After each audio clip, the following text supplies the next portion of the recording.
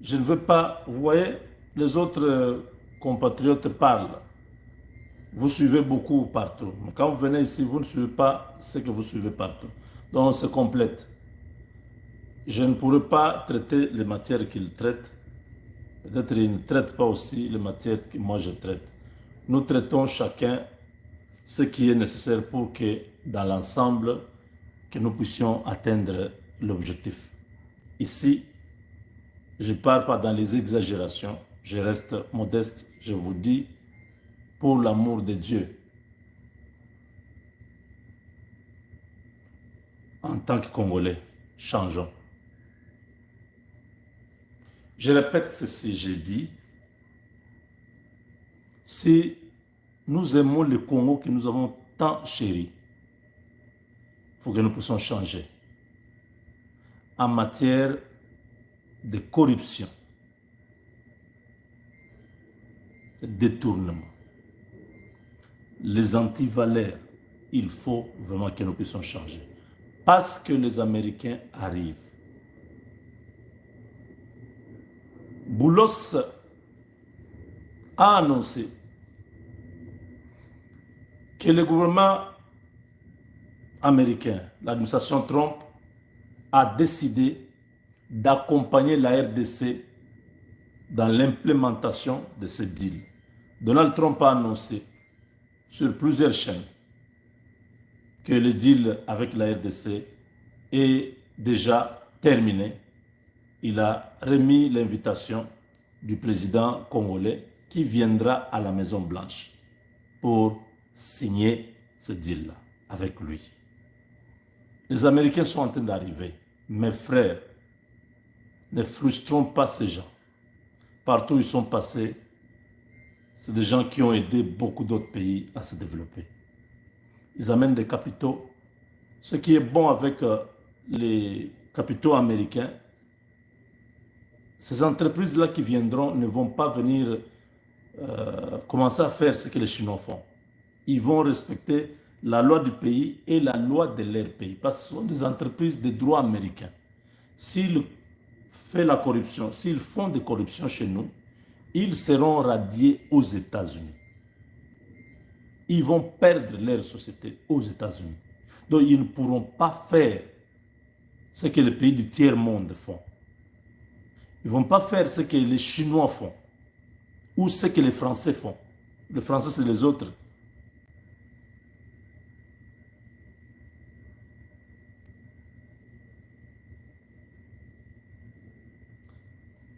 Pourquoi j'explique ça? C'est très important. Vous vous posez la question, pourquoi les Américains qui ont fabriqué Kagame, qui lui ont donné le pouvoir en 1994, aujourd'hui ils sont incapables de pouvoir les faire partir comme ils ont fait avec Mobutu. Beaucoup de gens ne sont pas arrivés à comprendre ce qui s'est passé. Je vous explique.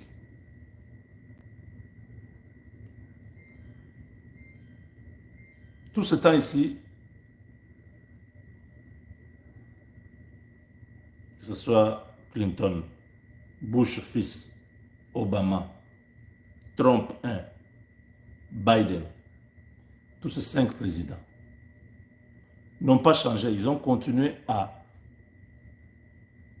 collaborer avec le Rwanda.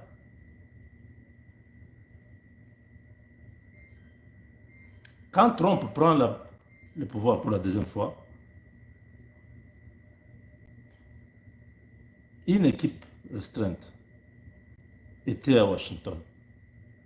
Ce n'est pas ce que vous avez suivi, les gens qui étaient venus de Kinshasa, du gouvernement, tout ça, non, non. Il y avait plusieurs délégations à la prestation de serment de Trump. Même le Katumbi était là. Vous vous rappelez à l'époque, je vous ai dit que nous avons un petit circuit.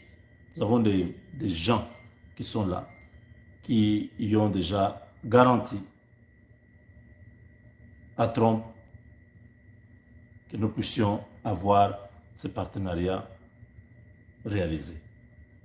Tout est parti de là et le président Tshisekedi avait des contacts directs avec Trump. Ça s'est fait. Ils sont allés se voir avec son vice-président, son adjoint, à en Allemagne, ils ont encore parlé, il lui a donné toutes ces garanties. Celui-là est allé dire à Trump, ok, dès que l'autre est arrivé de l'autre côté, cette histoire de deal a été lancée. Si vous revenez, si vous rentrez en arrière, vous allez comprendre ce que je suis en train de vous dire là. Tout est parti de là. Le Rwanda, qui était le précaré américain, bascule automatiquement parce que le deal est alléchant. Ça permet aux États-Unis de se relancer à la course sur la technologie que la Chine et tout ça sont en train de le faire rivaliser. Et on a dit, ok, c'est bon. Ça a évolué.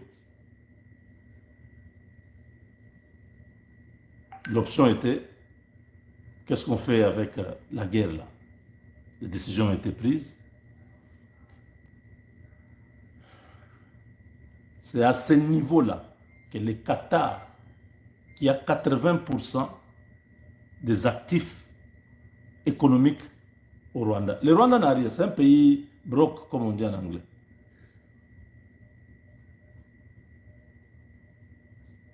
Un failed state, le Rwanda que vous voyez là, ils n'ont rien. Même la Banque centrale du Rwanda est incapable d'aujourd'hui d'avoir $1 milliard dedans. Ils n'en ont pas. Les transactions se font maintenant en monnaie locale parce que personne ne peut voir les devises étrangères. Il n'y en a pas. Vous savez, un pays, il y a des charges fixes, il y a des charges variables. Les charges fixes, c'est le salaire, par exemple, des militaires, tout ça. Chaque 30 jours, vous devez payer. Ça revient. Vous voyez? Maintenant, la guerre qu'ils ont menée chez nous, ils se sont ruinés. Ils ne croyaient pas à la résistance. Ils ont fait AFDEL, ils ont fait RCD. Ils pensaient que ça pouvait aller vite et ils pouvaient rentabiliser leur investissement dans la guerre. Ça n'a pas fonctionné. Quand vous voyez Kagame parler, en train de dire n'importe quoi, ils sont frustrés. C'est une panique qui est là au Rwanda. Il n'y a rien. J'essaie d'être vraiment concis pour que vous puissiez bien comprendre dans quel cadre on se trouve. Le Qatar se retrouve que 80% des actifs économiques du Rwanda lui appartient. La compagnie Rwandair, les hôtels qui sont là-bas, l'aéroport. Le Rwanda est presque... Le Qatar peut décider d'arracher le Rwanda, dire vous avez ma dette, vous m'appartenez maintenant. La Chine a fait ça avec le Sri Lanka. Le Sri Lanka avait pris, je crois, 14 milliards, quelque chose comme ça.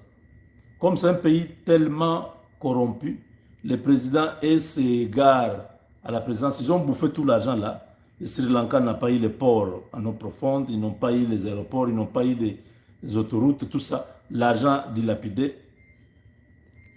La Chine a récupéré le Sri Lanka. Ça lui appartient maintenant. Pour récupérer son argent. La Chine est en train d'investir maintenant. Parce que je crois que le président là a été chassé, quelque chose comme ça.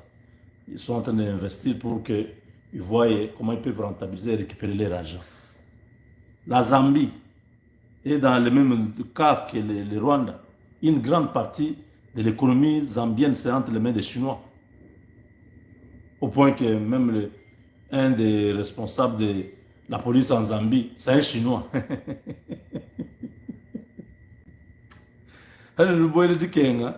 Nous tombons dans l'histoire où, à l'époque, quand on grandissait, on nous disait, ah, vous voyez telle maman là, tel papa là, c'est un esclave. Esclave comment? Je ne comprenais pas. Il dit non, ses parents n'avaient pas à manger. Il n'y avait rien, ils étaient pauvres. Ils ont pris deux de leurs enfants, ils sont venus les vendre chez nous. On leur a donné les moyens, les biens, les vaches, les ceci. Ils sont partis avec, ils ont laissé les enfants là. Généralement, ça c'est entre 8 et 10 ans, des petits-enfants. Ils vont grandir là-bas, ils vont travailler comme esclaves. Quand ils vont prendre les noms de leur maître, c'est-à-dire dans la famille là, on va leur donner les noms. Quand ils vont grandir, ils vont se marier, ils seront toujours dans la famille là, comme esclaves. Maintenant, il faut dire ça aux enfants qui sont autochtones. Voilà. Que vous êtes autochtones, les deux là, ce sont des esclaves. Même leurs enfants, c'est le sang des esclaves. Donc ils doivent vous servir. On a des gens comme ça dans notre famille, oui. Écoutez ma mère.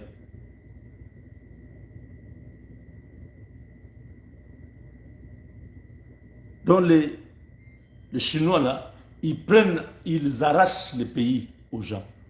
Quand vous n'arrivez pas à rembourser, ils vous arrachent. Donc ils doivent nommer leurs gens et tout ça pour qu'ils récupèrent l'argent. Alors le Qatar détient une grande partie de l'économie rwandaise. Le Qatar court vers l'Amérique, il dit mais apparemment vous êtes maintenant bien avec la RDC, vous voulez vous lâcher les Rwanda, parce que nous étions avec vous au Rwanda. Maintenant vous êtes en train de partir vers Kinshasa. Qu'est-ce que nous devenons? Si vous faites tomber ce régime, nous on récupère notre argent comment? Vous voyez là où le Rwanda n'a pas été, on n'a pas changé de régime, on n'a pas donné à Félix les moyens de faire tomber Kagame. C'est le Qatar qui s'est interposé. Vous avez compris? C'est pourquoi je dis, les investissements qataris ont sauvé Kagame et son Rwanda. Du moins pour l'instant. C'est ce c'était quand même fusible. Il y avait un court-circuit, ça n'a pas atteint la maison, le fusible a sauté. Le Qatar était comme un fusible pour le Rwanda.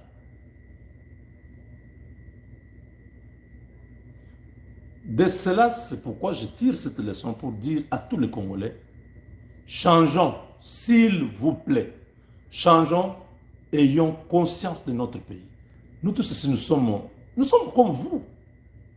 Vous pensez que nous ici, on n'a pas besoin d'argent. On nous sollicite tous les jours ici. Oui, on vous appelle, oh, mon cher. Moi, je le solo, on bien. Te propose des montants là-bas. Arrête ce que tu fais là-bas. Commence à travailler avec nous. Il y a moyen toujours de modérer ton langage, commencer à basculer. Je dis, hein? Donc, il y a des gens comme ça qui sont prêts à tout pour l'argent. Moi, tant que j'ai à manger, à boire, j'ai où dormir, j'ai un peu dans mon compte pour me déplacer, faire mes activités, je pense que c'est déjà important, c'est déjà beaucoup. Parce que dans ma tête, la culture là, il faut amasser l'argent et laisser le tout, et puis rentrer au ciel, laisser pour les gens, ce n'est pas dans ma tête. Mes enfants, je les éduque, je les envoie dans de bonnes universités pour que demain, ils soient comme moi ou plus que moi, qu'ils se prennent en charge. Moi, je n'ai pas de choses à faire. Je me bats toute ma vie, prêt à mourir, à me casser, insulter les gens, abîmer des relations avec des gens pour avoir l'argent que je vais laisser à mes enfants. Pourquoi? Non. Je fonctionne avec les moyens de bord. Et Dieu me fait grâce, je ne manque pas.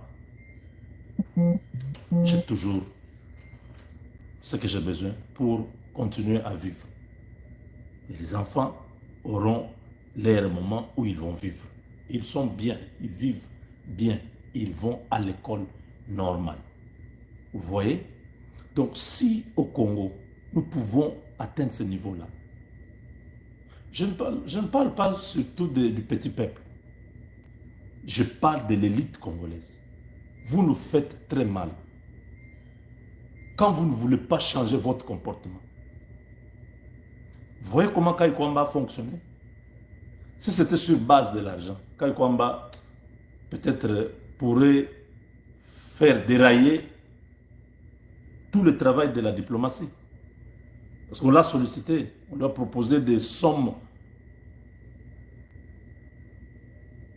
astronomiques Elle a refusé. Et regardez les résultats. Toutes les batailles diplomatiques de ces 6 derniers mois, vous ne voyez pas? Pourquoi vous ne pouvez pas faire comme elle?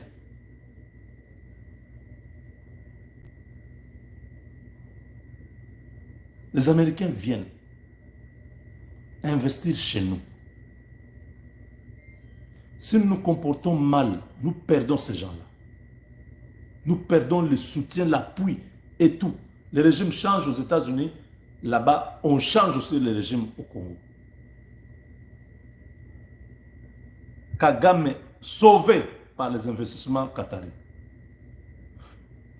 Ils ont plaidé. Ils ont dit, nous avons mis beaucoup d'argent là-bas.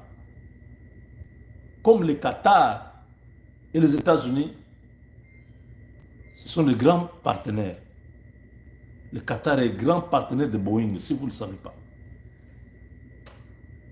Parmi les top 3 entreprises que Boeing fait l'argent avec, il y a le Qatar, les Émirats Arabes Unis, il y a... C'est quoi encore un truc là? Je crois l'Éthiopien. Bon, il y a des entreprises comme ça donc, qui font entrer beaucoup d'argent. Vous avez vu, Trump était au Qatar. Ils ont acheté combien? 150, à peu près 156 avions. Vous voyez des pays comme ça qui pèsent dans l'économie américaine. Ils ont présenté, mais nous allons perdre. Les États-Unis ont dit, ok, d'accord, on fait comment? Non, non, nous allons faire une médiation. La médiation est sortie de cette histoire-là. C'est comme ça que le président Tshisekedi